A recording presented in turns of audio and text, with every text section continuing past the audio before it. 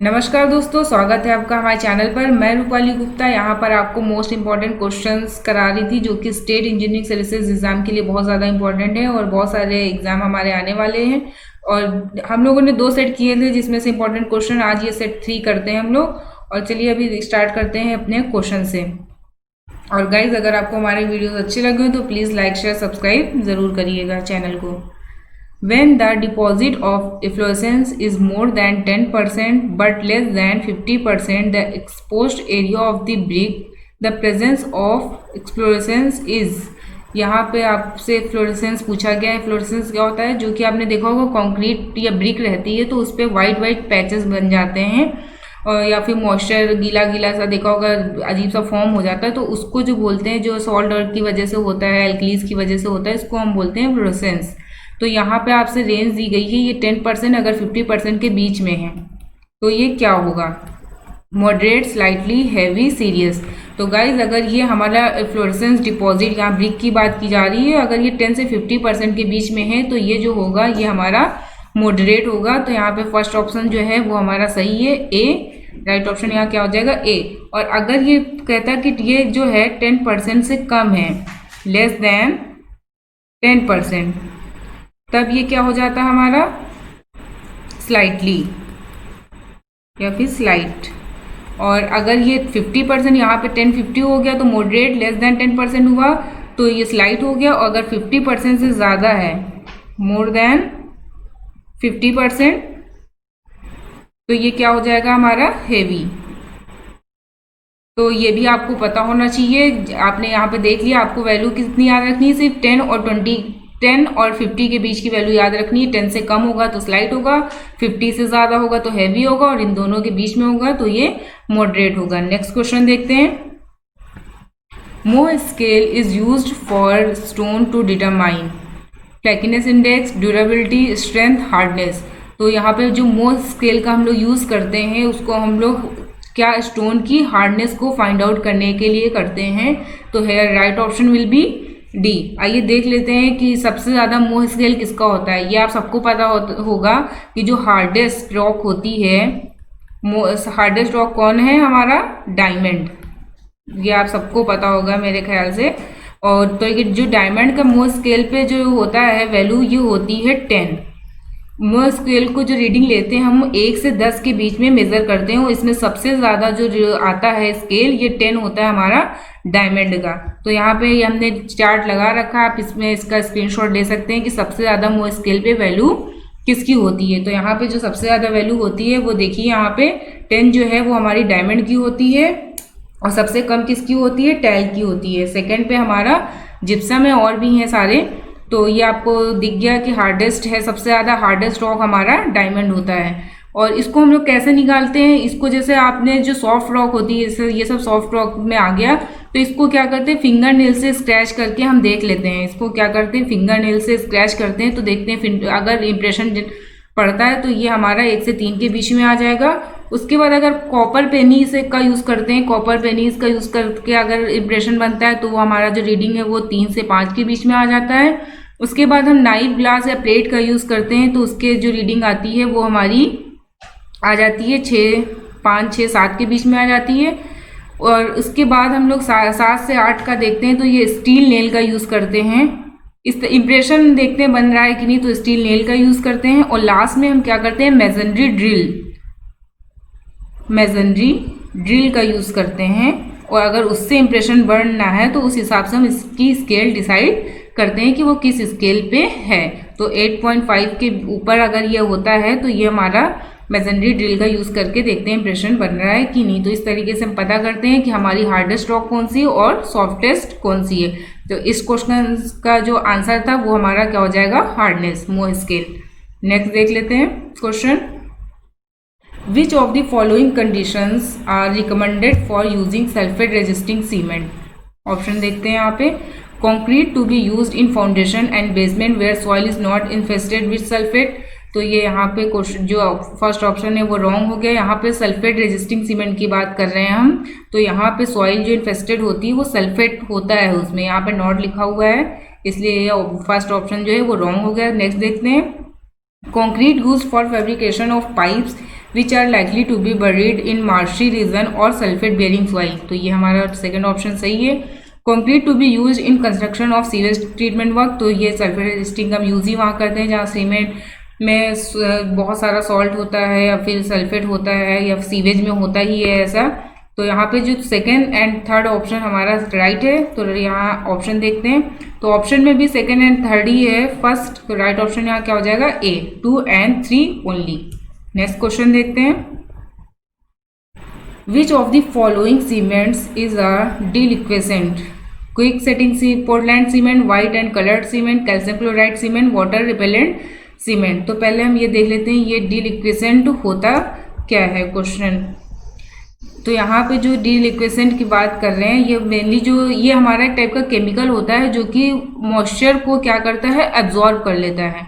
जैसे कोई केमिकल पड़ा हुआ है, NaCl आपको हम एग्जांपल देते हैं, जैसे आपने NaCl देखा होगा, अगर इसको हम ओपन छोड़ देते हैं तो यह क्या करता है, मॉइस्चर को एब्जॉर्ब कर लेता है और थोड़ा लिक्विड फॉर्म हो जाता है, लिक्विड ब्राइन जैसा कन्वर्ट हो जाता है। तो वैसे ही यहाँ कैल्शियम क्लोराइड है, तो कैल्शियम ये देखिए यहाँ पे मेंशन भी है, calcium chloride is a widely considered to be one of the most versatile and widely used chemical due to unique physical and chemical deliquescent. तो लिक्विसेंट का मतलब बताया क्या होता है, it can absorb enough moisture to convert it liquid brine, और इसमें hygroscopic properties भी होती हैं, इसीलिए इसको बहुत सारे इंडस्ट्रियल एप्लीकेशन के लिए हम लोग इसको यूज करते हैं। और extra rapid hardening and calcium chloride cement is a deliquescent. तो यहाँ पे जो एक्स्ट्रा रैपिड हार्डनिंग सीमेंट होती है वो भी हमारी क्या होती है, डिलिक्विसेंट होती है। तो यह राइट ऑप्शन क्या हो जाएगा यहाँ पर, CaCl2, right option will be C. Next question देखते हैं, ये क्वेश्चन बहुत ज़्यादा इंपॉर्टेंट है, इस तरह के वर्ड्स आपको पता होनी चाहिए उसकी मीनिंग क्या है, जैसे कि नेक्स्ट आप कभी भी इस वर्ड को देखें तो आपको एक आइडिया लग जाए कि इसमें क्या होगा। और एग्जाम्पल में के तौर पे आपको रैपिड हार्डनिंग सीमेंट और कैल्शियम क्लोराइड याद रखना है। Consider the following data for concrete with mild exposure. Mild exposure की बात की जा रही है कि अगर ये डेटा गिवन है आपको, water cement ratio 0.50, water 191.6 litre. आपको यहाँ पे पूछा गया है required cement content will be. अब आपको सीमेंट कंटेंट निकालना है, तो देखिए इसको हमें ऐसे निकालना है, आपको वाटर कंटेंट दिया है, वाटर सीमेंट रेशियो दिया है, तो आप सीमेंट कंटेंट निकाल सकते हैं। कैसे निकालेंगे, आप वाटर कंटेंट को वाटर सीमेंट रेशियो से डिवाइड कर देंगे तो हमारे पास जो है वो गया, वो हमारा सीमेंट कंटेंट आ गया। क्वेश्चन में आपसे सीमेंट कंटेंट पूछा गया था, तो आपको ये चीज़ वैल्यू आपको पता होनी चाहिए, तब आप इस क्वेश्चन का सही आंसर कर पाएंगे कि माइल्ड एक्सपोजर कंडीशन के लिए जो सीमेंट कंटेंट होता है वो 300 kg/m³ होता है, ये इससे ज़्यादा कम नहीं होना चाहिए। और जो वैल्यू आपने कैलकुलेट की है वो आपकी 383.2 kg/m³ आ रही है, जो कि हमारी ज़्यादा है 300 kg/m³ से। तो यहाँ पे जो राइट आंसर क्या हो जाएगा, रिक्वायर्ड सीमेंट कंटेंट, ये हमारा हो जाएगा 383 kg/m³, क्योंकि ये जो आपकी वैल्यू 300 से ज़्यादा है, जो माइल्ड एक्सपोजर कंडीशन के लिए दी गई है, ये वैल्यू आपको याद रखनी है। नेक्स्ट क्वेश्चन देखते हैं, The cement and water slurry coming on the top and setting on the surface is called freezing, efflorescence, sulfate deterioration, latinance। तो जो सीमेंट और स्लरी वाटर की जो क्या होती है, टॉप सरफेस पे आ जाती है और फॉर्म हो जाती है, वहाँ पे एक लेयर फॉर्म कर लेती है, उसको हम क्या बोलते हैं, लेटिनेंस। तो here right option will be D. Laitance क्या होता है, यहाँ पे हम देख लेते हैं इसको थोड़ा सा। It is defined as the cement and water slurry coming on top and setting on the surface। Top पे आके वो क्या होती है, सेट हो जाती है। ये क्या होता है, weak variable layer of fine particles that can form on the surface of concrete. It has cured and is the common cause of floor failure. तो इसीलिए वो क्या होता है, वो फेलियर का कारण बन जाता है। और क्या होता है ये, it is comprised of hydrated cement and fine aggregates which rise to the surface with addition of too much water. जब बहुत ज़्यादा वाटर ऐड कर देते हैं तो ये इस तरीके का कुछ फॉर्म हो जाता है, जो सरफेस होती है उस पर पानी आ जाता है और वो आके इस पर फाइन लेयर जम जाती है, तो उसको हम क्या बोलते हैं, लेटिनेंस। नेक्स्ट क्वेश्चन देखते हैं, polymer concrete is most suitable for sewage disposal works, mass concreting works, insulating exterior wall of an air conditions building, road repair work. तो यहाँ पे पॉलीमर कंक्रीट की बात की जा रही है। इसका जो हम लोग मोस्ट सुटेबल पूछा गया है कि सबसे ज़्यादा सुटेबल किस वर्क के लिए है, तो यहाँ पे जो राइट आंसर हो जाएगा वो आपका हो जाएगा सीवेज डिस्पोजल वर्क। यहाँ पे हम सीवेज डिस्पोजल वर्क के लिए इसका यूज़ करते हैं। और मास कंक्रीटिंग वर्क के लिए भी ये क्वेश्चन भी आपको पता होना चाहिए। इसका आंसर आप हमें कमेंट सेक्शन में करिएगा कि मास कंक्रीटिंग वर्क के लिए हम कौन सी सुटेबल सीमेंट का यूज़ करते हैं। और यहाँ पे आपको ये भी पता होना चाहिए रोड रिपेयर वर्क के लिए कौन सी सीमेंट का यूज़ करते हैं मास कंक्रीटिंग के लिए। तो इसका जो आंसर है आप हमें कमेंट सेक्शन में करिएगा। अभी हम यहाँ पॉलीमर कंक्रीट का देख लेते हैं क्या होती है। Polymer concrete have high sulphate and acid resistance properties, therefore it is most suitable for sewage disposal work. इसकी जो होती है हाई सल्फेट रेजिस्टिंग प्रॉपर्टी होती है, जिसकी वजह से हम इसको सीवेज डिस्पोजल वर्क की जगह पे यूज़ कर सकते हैं, क्योंकि उसमें बहुत सारे सॉल्ट और एल्कलीज प्रेजेंट होते हैं। नेक्स्ट क्वेश्चन देखते हैं। Which one of the following limes will be used for finishing coat in plastering and white washing. यहाँ पे आपको लाइम को पता होना चाहिए कितने टाइप के लाइम होते हैं, जिसको हम किस किस टाइप की जगह पे यूज़ करते हैं। Semi hydraulic lime, kankar lime, magnesium dolomitic lime, eminently hydraulic lime.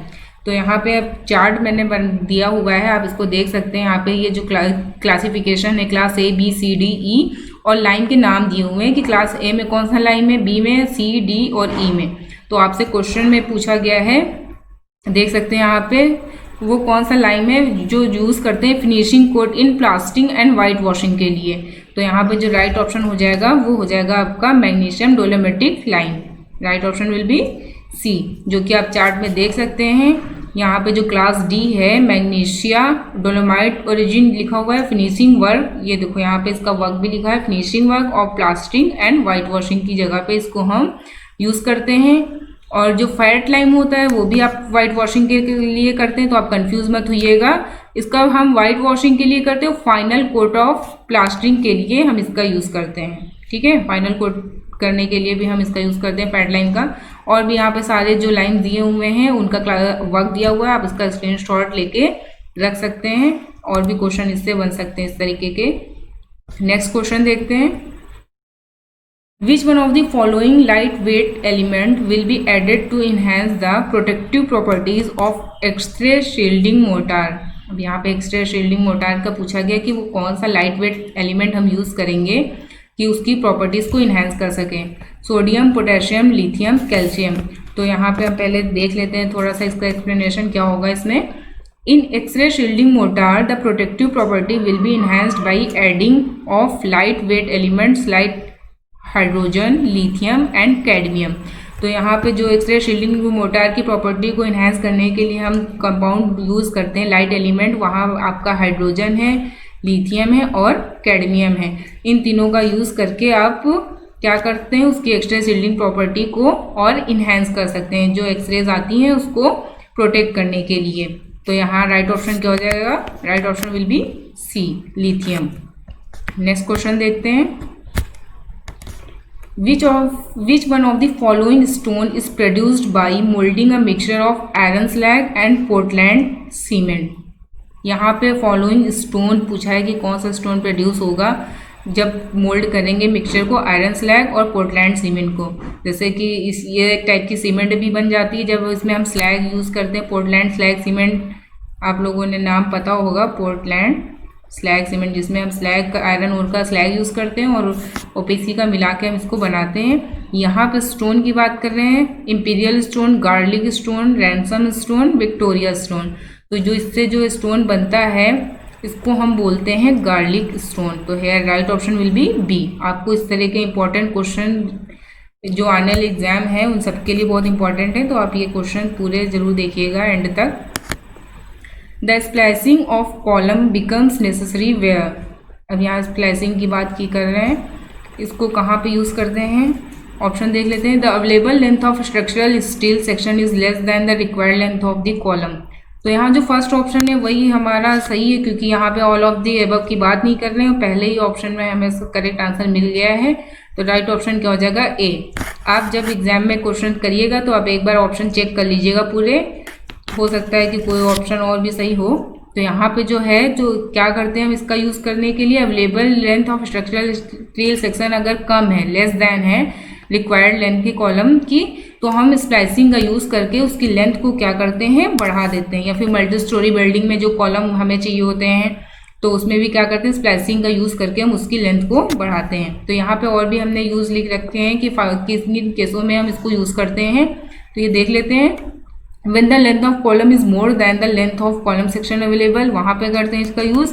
और in case of multi storey building the section of column required for various story में बी डिफरेंट, तो वहाँ पे भी हम इसका कॉलम स्प्लाइसेस का यूज़ करते हैं। तो यहाँ पे हमने बहुत मोस्ट इंपॉर्टेंट क्वेश्चंस लिए थे जो कि आपके आने वाले एसएससी जेई, राजस्थान जेई जो, और ये आपके आसाम में पेपर होने वाला है, यूपीपीएससी एई होने वाला है, उन सबके लिए इंपॉर्टेंट है गाइज।